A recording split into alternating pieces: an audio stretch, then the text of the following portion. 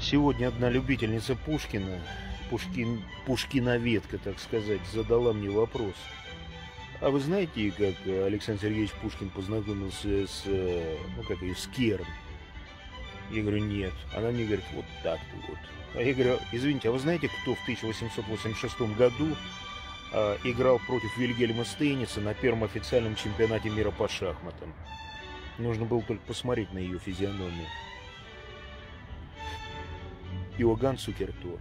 А почему Вильгельм Стейнис, спрашиваю я у нее, продолжаю, так сказать, давить ее, отказывался играть чемпионат мира раньше? Потому что был до сих пор жив Пол Морфи.